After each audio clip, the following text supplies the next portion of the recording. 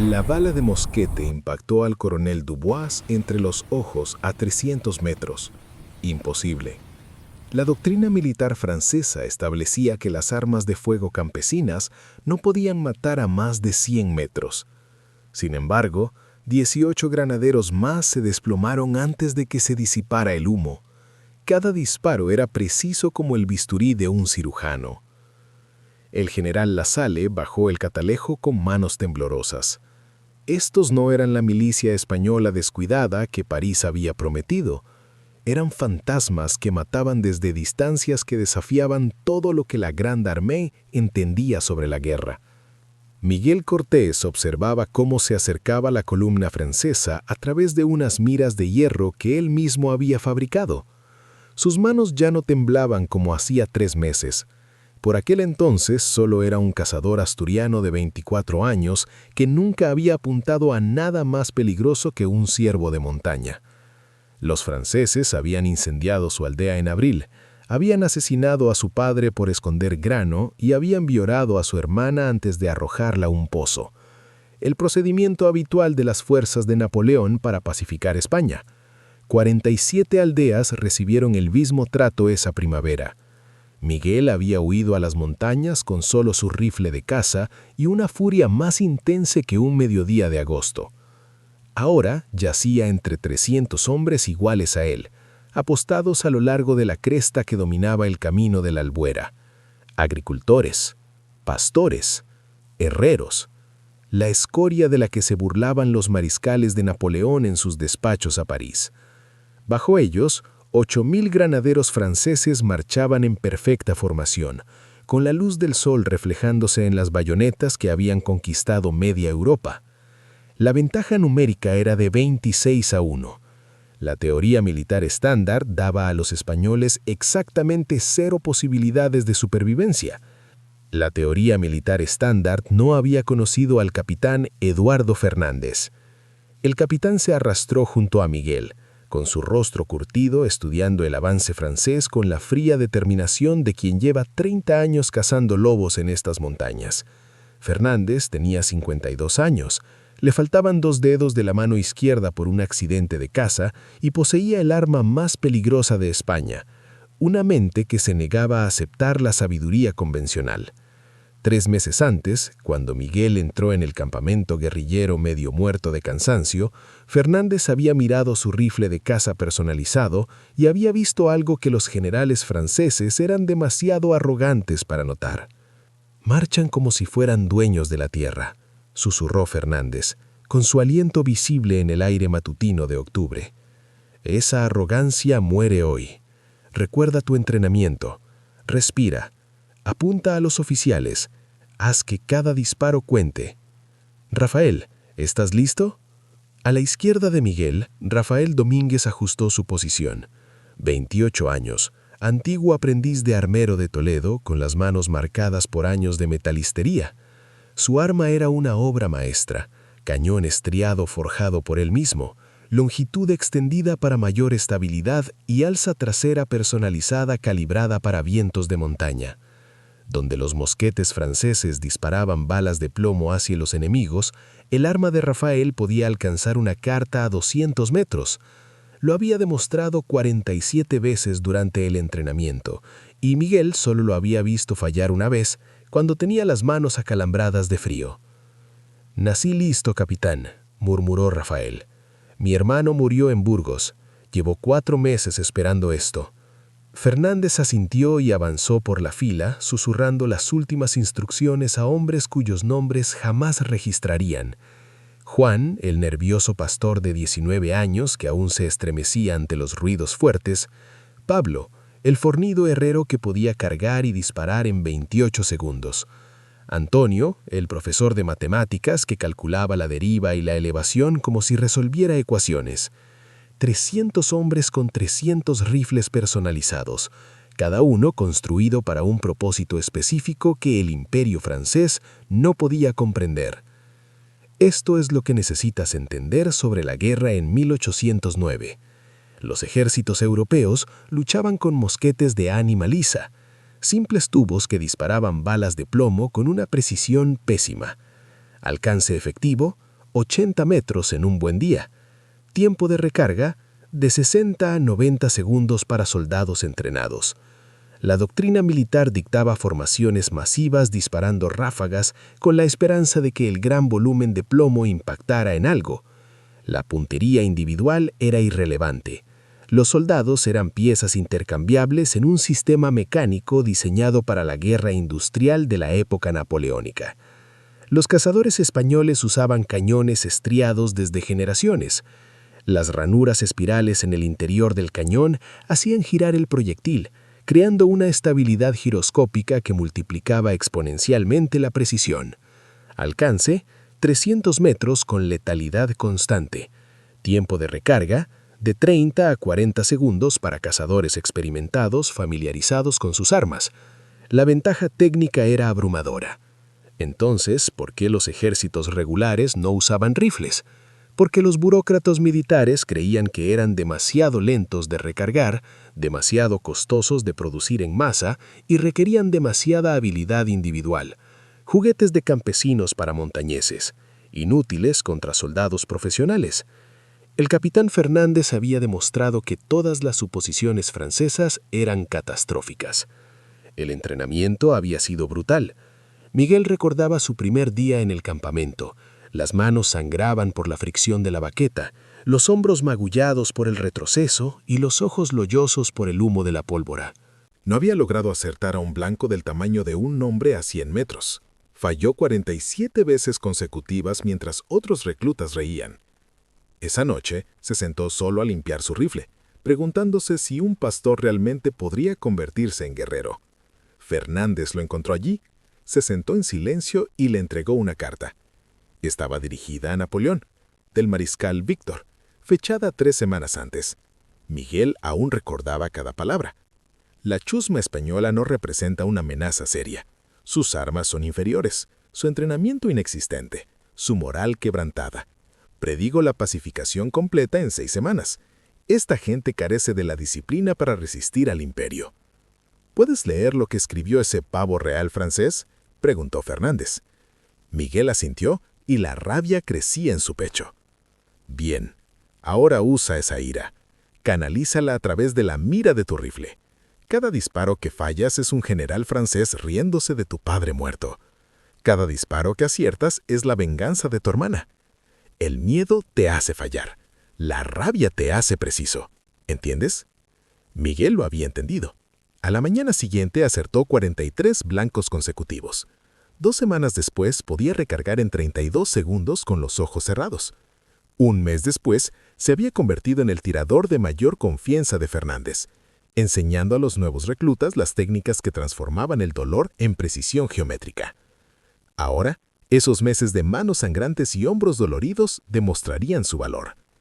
La columna francesa había avanzado a 400 metros, muy por encima de su alcance efectivo, pero perfecto para los fusiles españoles. Miguel podía ver ahora los rostros individuales, jóvenes la mayoría, probablemente reclutas de Normandía o Bretaña, a quienes se les prometía gloria y botín en la soleada España. No tenían ni idea de que se adentraban en una ecuación matemática que no podían resolver.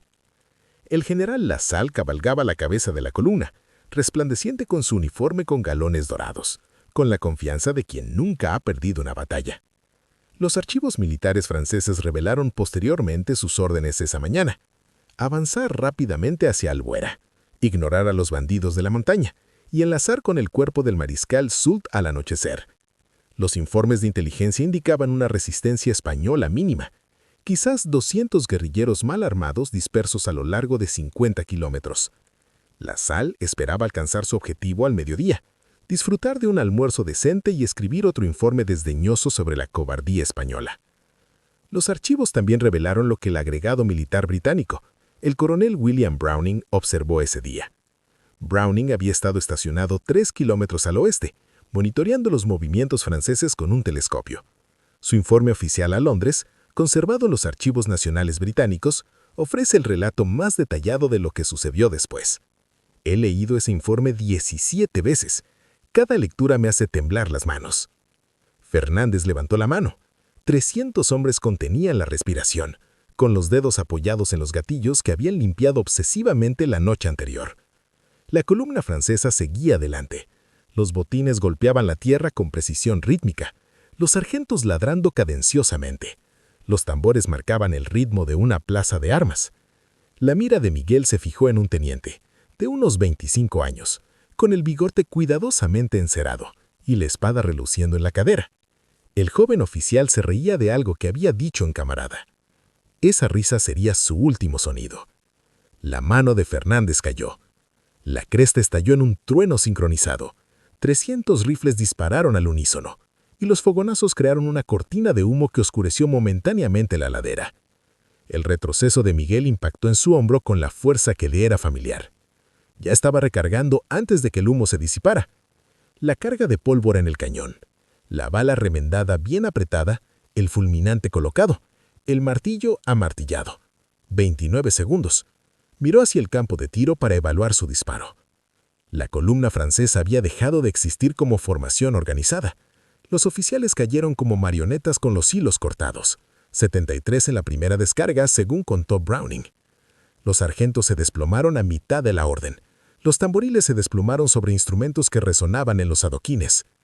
La precisión matemática era aterradora. Los cazadores españoles habían aprendido a disparar a corazones de ciervo a 300 metros. Los torsos humanos eran blancos más grandes. La tasa de bajas de esa primera descarga superó el 80% de precisión. Pero la verdadera genialidad no fue la primera volea, fue la segunda.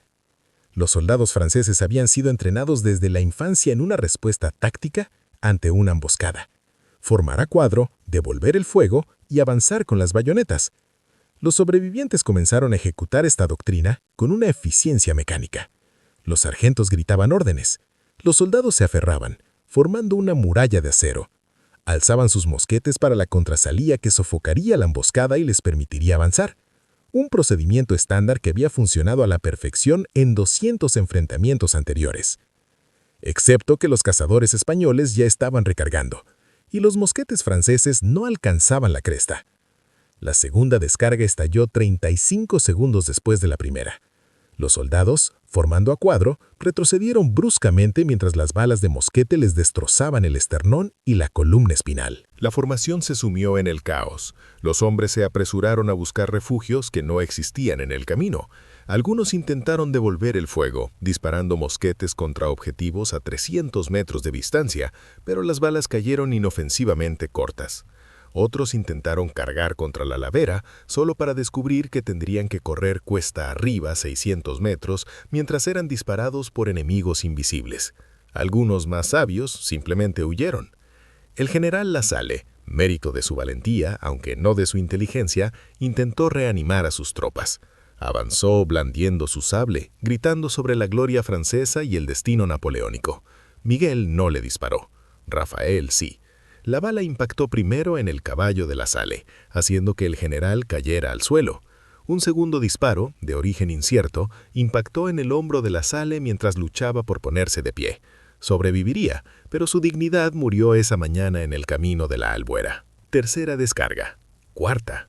Quinta. Miguel perdió la cuenta después de 8. Sus movimientos se convirtieron en un ritual mecánico.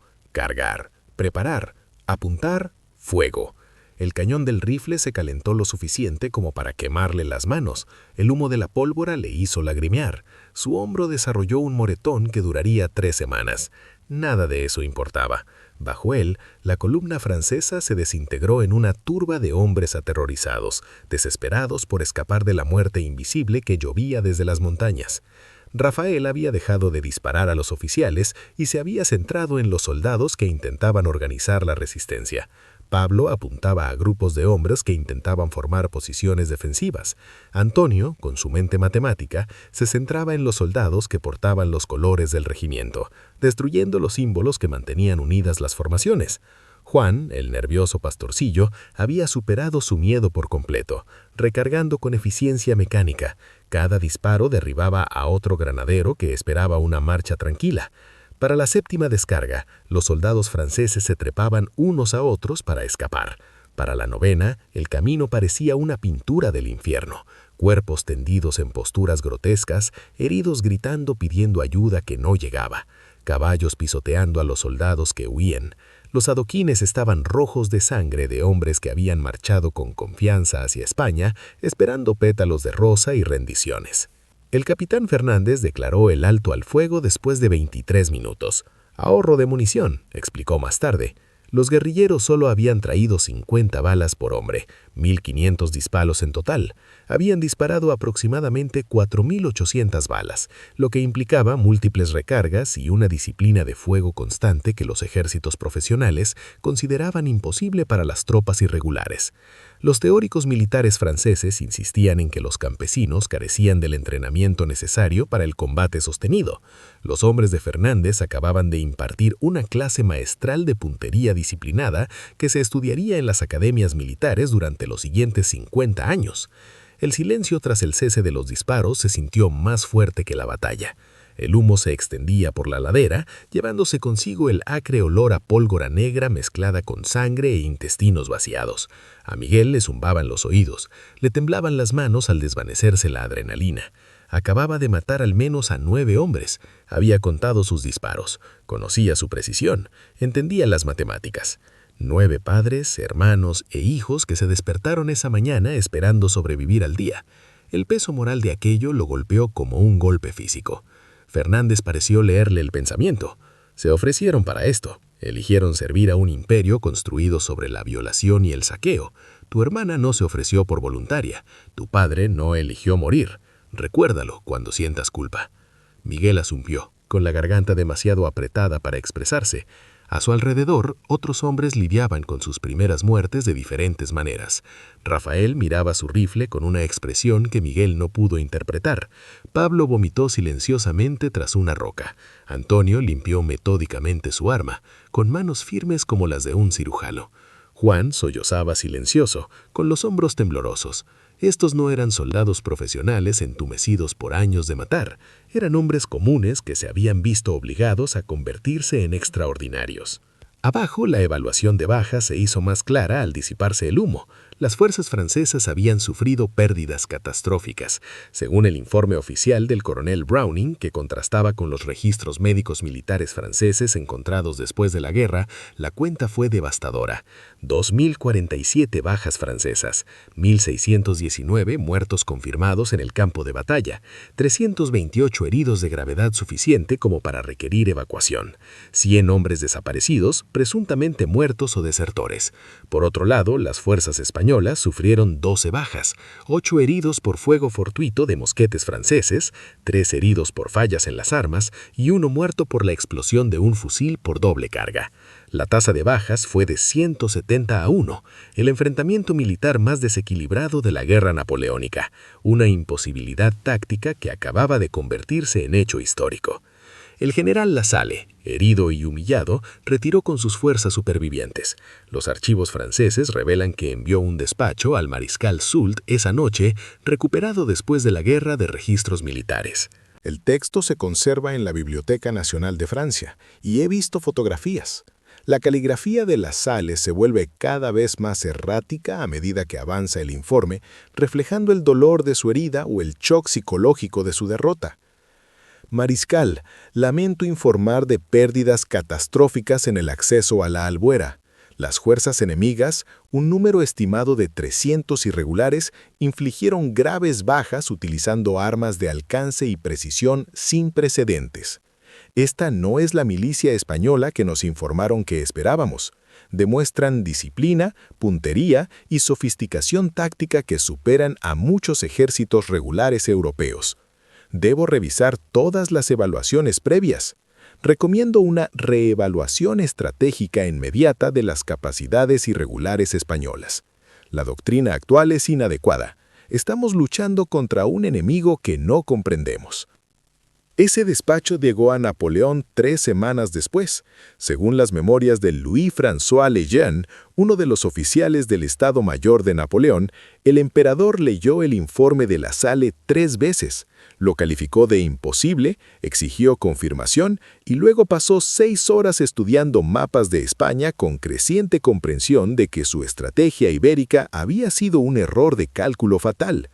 El historiador británico profesor David Gates, en su obra definitiva La úlcera española, argumenta que este único enfrentamiento obligó a Napoleón a enviar 40.000 tropas adicionales a España, fuerzas que se necesitaban desesperadamente en Austria y posteriormente en Rusia. El impacto de los 23 minutos de Miguel en esa ladera alteró la historia europea. Pero Miguel aún no sabía nada de eso, solo sabía que le dolían las manos, le palpitaba el hombro y que 300 hombres acababan de demostrar que los campesinos con las armas adecuadas y una motivación desesperada podían destruir el mito de la invencibilidad francesa. Fernández reunió a sus hombres para una retirada inmediata. Los franceses regresarían con artillería y caballería en busca de venganza. Quedarse significaba la muerte. Las guerrillas se dispersaron por las montañas, cargando con sus heridos, dejando atrás solo casquillos y un misterio que perseguiría a los comandantes franceses durante años. ¿Cómo habían logrado los irregulares lo que los ejércitos profesionales no pudieron? ¿Qué arma les había dado una ventaja tan devastadora? La respuesta fue sencilla: cañones estriados, entrenamiento obsesivo y un capitán que se negaba a aceptar que sus hombres eran inferiores solo porque los libros de texto franceses lo decían. La noticia de la masacre se extendió por España a una velocidad que superó la capacidad de la caballería. Otras guerrillas comenzaron a adoptar las tácticas de Fernández. Los armeros trabajaron horas extras produciendo armas estriadas. Cazadores y artesanos se ofrecieron como voluntarios para programas de entrenamiento. La resistencia española pasó de ser una molestia a una pesadilla estratégica que desangraría a las fuerzas francesas durante 4 años más. Los observadores militares británicos tomaron notas y posteriormente incorporaron las tácticas españolas a su propia doctrina de infantería ligera. El carácter de la Guerra de la Independencia cambió por completo porque Miguel, Rafael y Pablo demostraron que la puntería individual era más importante que las formaciones en masa. Las fuerzas francesas se adaptaron con el tiempo, aprendieron a evitar los pasos de montaña, a respetar a las fuerzas irregulares y a no subestimar jamás a los enemigos con fusiles. Pero el daño psicológico fue permanente. Los soldados de Napoleón entraron en España esperando una victoria fácil contra oponentes inferiores. En cambio, se encontraron con una población que se negaba a aceptar la derrota, armada con armas diseñadas específicamente para matar a distancias que parecían sobrenaturales. El trauma de ver morir a camaradas a manos de enemigos invisibles quebró fundamentalmente la moral francesa de una forma que las batallas convencionales jamás lograron. Miguel continuó luchando 3 años más, sobrevivió 14 combates más, entrenó a 60 nuevos reclutas y contabilizó personalmente 43 bajas francesas confirmadas, según los meticulosos registros del capitán Fernández. En 1812, una patrulla de caballería francesa lo sorprendió buscando provisiones cerca de Salamanca. Murió defendiendo una alquería, llevándose consigo 7 dragones antes de que un sable pusiera fin a su guerra. Tenía 27 años. Ningún monumento conmemora su sacrificio. Ningún libro de texto menciona su nombre. La historia recuerda a los mariscales y las grandes estrategias de Napoleón, olvidando a los cazadores que los derrotaron. La respuesta se encuentra en un escrito de Max Fuchs, un historiador francés especializado en el periodo, que parece haber desenterrado los registros de cañones estriados sobre la joven guerrilla española. Rafael sobrevivió la guerra, regresó a Toledo y abrió una armería que funcionó 40 años. Nunca habló de su servicio, salvo una vez casi al final de su vida cuando un joven historiador militar lo entrevistó. El historiador le preguntó si se sentía orgulloso de su papel en la derrota de Napoleón. Rafael se miró las manos con cicatrices un buen rato antes de responder. ¿Orgullo? Sentía terror todos los días. Terror, rabia y dolor por los amigos que murieron a mi lado. Pero hicimos lo que debíamos hacer. Los franceses pensaban que no éramos nada. Les demostramos que estaban equivocados. Eso no es orgullo, eso es sobrevivencia. El capitán Fernández continuó al mando de las fuerzas guerrilleras hasta el final de la guerra y luego desapareció en el olvido histórico. Algunos registros sugieren que regresó a su aldea montañosa y reanudó la caza de lobos. Otros afirman que murió en una tumba sin nombre durante las campañas finales. Nadie lo sabe con certeza. Sus innovaciones tácticas sobrevivieron a su anonimato. Los teóricos militares estudiaron sus métodos. Los ejércitos incorporaron su doctrina. Y la lección fundamental perduró.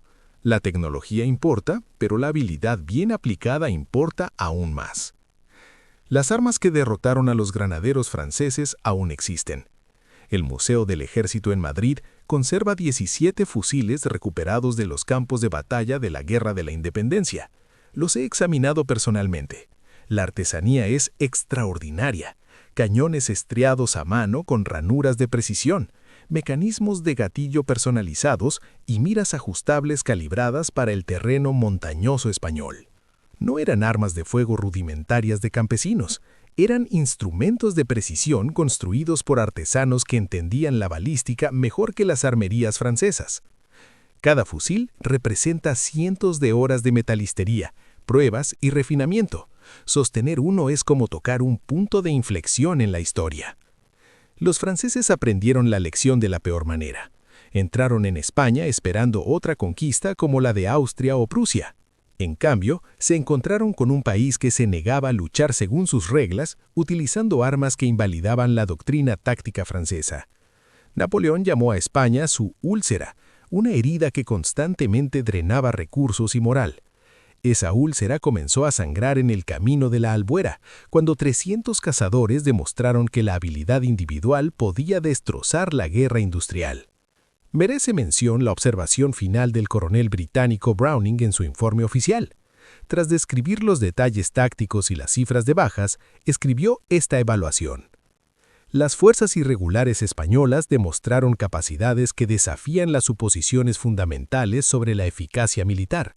Con las armas y la motivación adecuadas, las fuerzas irregulares pueden lograr resultados en el campo de batalla previamente reservados a los ejércitos profesionales. Esto tiene profundas implicaciones para futuros conflictos. La era de descartar la guerra irregular como estratégicamente irrelevante ha terminado en esta ladera española. Browning tenía razón. Las lecciones de Albuera influyeron en el pensamiento militar durante generaciones. Las tácticas de la Guerra de Independencia de Estados Unidos se estudiaron con un nuevo respeto. La guerra de guerrillas se reconoció como una estrategia legítima, en lugar de bandidaje desesperado. El entrenamiento individual de puntería adquirió relevancia en los programas militares. El énfasis de la era napoleónica en las formaciones masivas comenzó a dar paso al reconocimiento de que individuos hábiles con el equipo adecuado podían dominar los campos de batalla.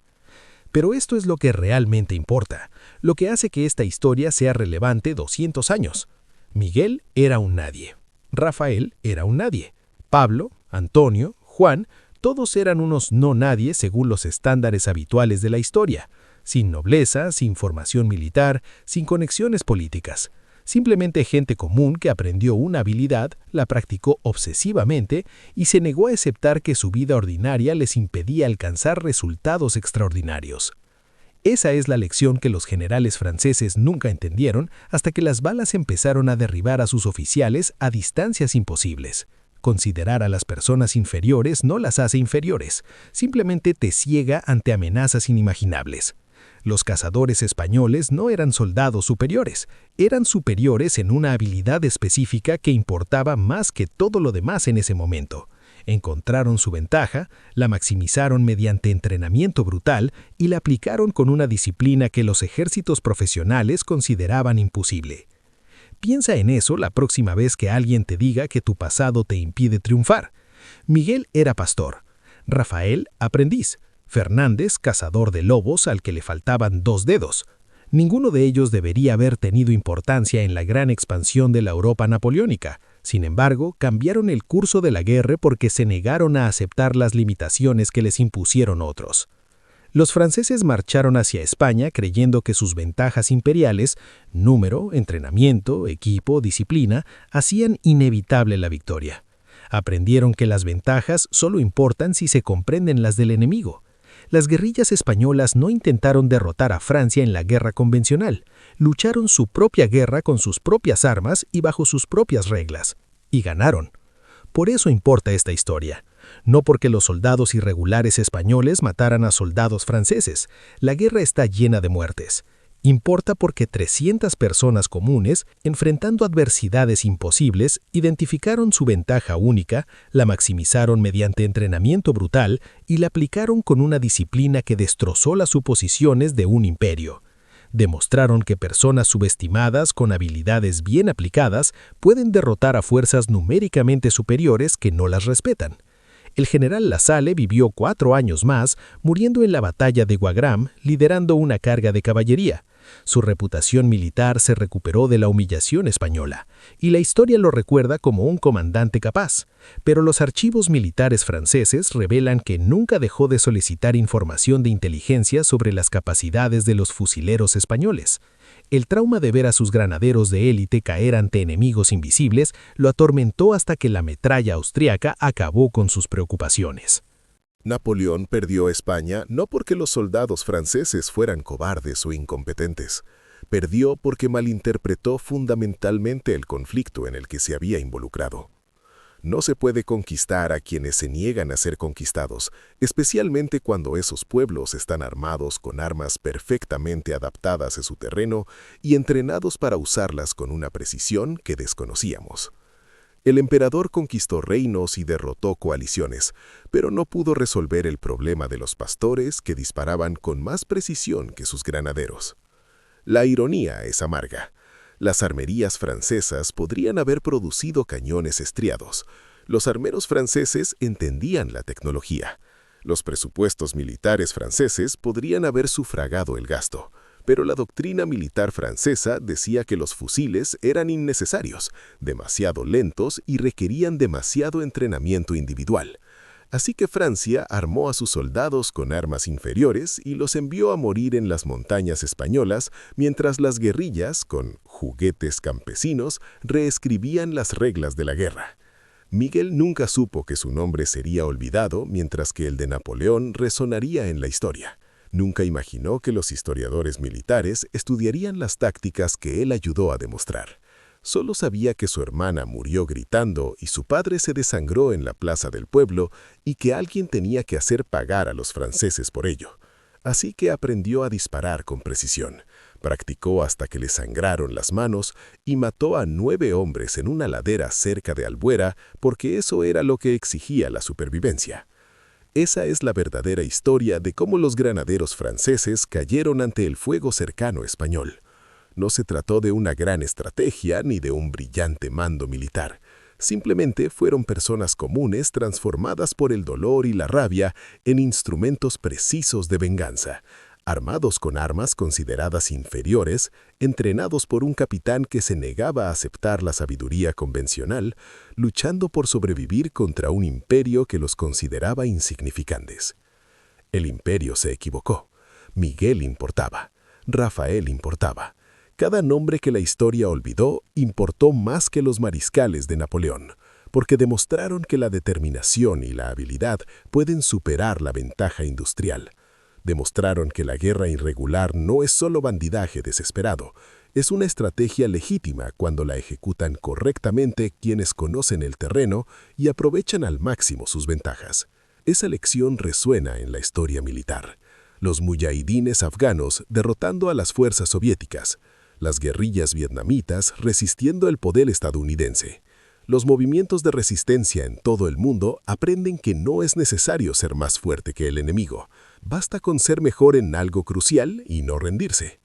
Los cazadores españoles escribieron ese manual en una ladera de montaña en 1809 y el mundo todavía lo lee. Así que la próxima vez que alguien te diga que tus antecedentes te hacen inferior, que tus armas no son lo suficientemente buenas, que no puedes competir contra el poder establecido, recuerda a Miguel mirando a los granaderos franceses por la mira de su fusil. Recuerda a Rafael recargando en 28 segundos, mientras que los mosquetes franceses tardaban 90. Recuerda a 300 no nadies haciendo huir a 8.000 soldados profesionales para salvar la vida. Los franceses se reían de los fusiles españoles, los llamaron juguetes campesinos, los descartaron por considerarlos estratégicamente irrelevantes. Luego, esos juguetes mataron a 2.000 granaderos en 23 minutos y de repente ya nadie se reía. Tu movimiento. Cuadro de estadísticas clave. Los números que destruyeron la confianza francesa. Tasa de bajas, 170-1. 2.047 bajas francesas contra 12 españolas. Muertos franceses, 1.619 muertos confirmados en acción. Duración del encompromiso, 23 minutos de fuego sostenido. Tamaño de la fuerza española, 300 guerrillas irregulares. Tamaño de la fuerza francesa, 8.000 granaderos de élite. Desventaja numérica 26.6-1 contra los españoles. Alcance efectivo del rifle, 300 metros versus mosquete francés, 80 metros. Ventaja del tiempo de recarga, 30 a 40 segundos, fusiles españoles, versus 60 a 90 segundos, mosquete francés. Tasa de bajas de oficiales, 73% en la primera volea. Tasa de precisión, 80%, en comparación con el mosquete estándar, 20% a corta distancia. Impacto estratégico obligó a Napoleón a enviar 40.000 tropas adicionales a España. Miguel Cortés, Rafael Domínguez, Capitán Eduardo Fernández, Pablo, Antonio, Juan. Olvidarás estos nombres en 5 minutos, a menos que hagas algo ahora mismo. Mira, el algoritmo de YouTube está observando. Está decidiendo si esta historia importa, si los guerreros que la historia deliberadamente olvidó merecen ser recordados, si 300 no nadies que cambiaron la historia europea serán enterrados de nuevo o recibirán finalmente el reconocimiento que se ganaron con sangre y precisión. Tu elección lo determina, no la mía, la tuya. Si crees que los pastores que derrotaron a las mejores tropas de Napoleón merecen más que el olvido histórico, demuéstralo. No te limites a observar, actúa. Aplasta ese botón de me gusta. Muéstrale a YouTube que esta historia importa más que cualquier tontería de baile viral que esté de moda.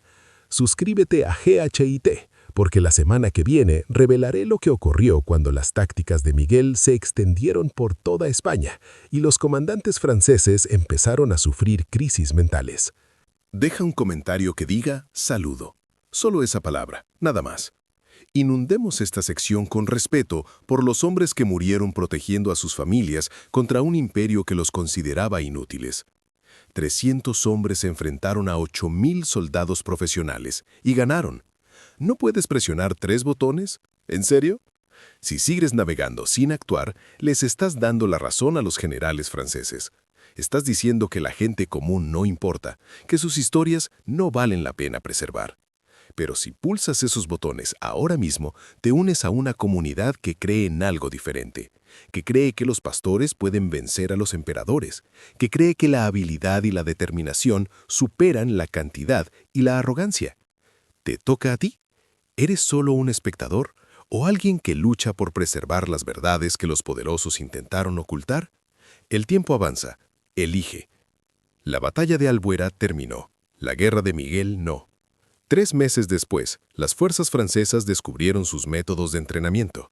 Lo que hicieron a continuación conmocionó incluso a los mariscales más despiadados de Napoleón. La venganza que planearon fue calculada, brutal y dirigida a quebrar definitivamente la resistencia española.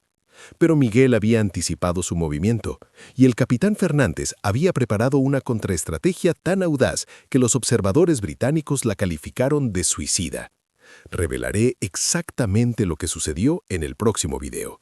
Las tácticas que usaron, las bajas en ambos bandos, el momento en que los soldados franceses se dieron cuenta de que luchaban contra un enemigo que aprendía más rápido de lo que ellos se adaptaban. Pero ese video solo se publica para suscriptores. YouTube no lo mostrará a espectadores aleatorios. Si no estás suscrito y no tienes las notificaciones activadas, te lo perderás. Así de simple. Así que aquí está tu misión si realmente te importa terminar la historia de Miguel. Suscríbete si aún no lo has hecho.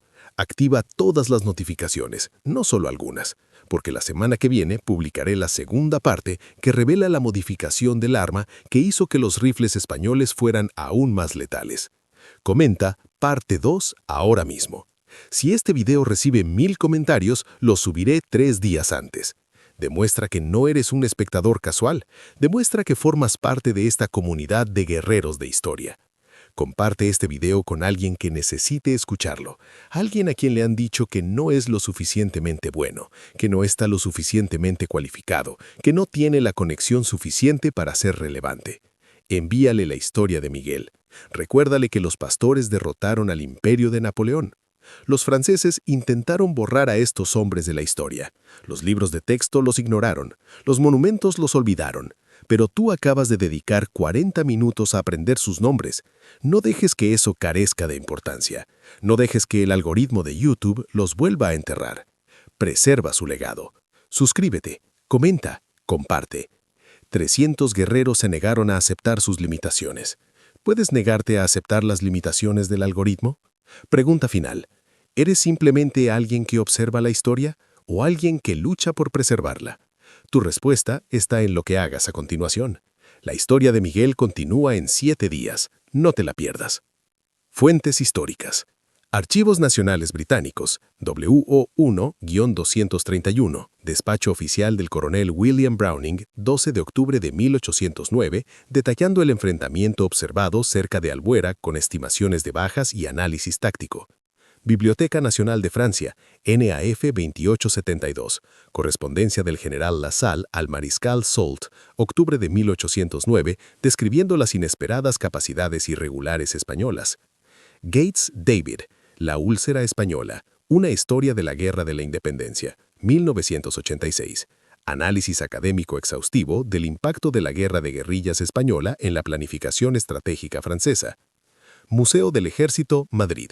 Examen físico de los rifles de caza españoles preservados del período de la Guerra de la Independencia.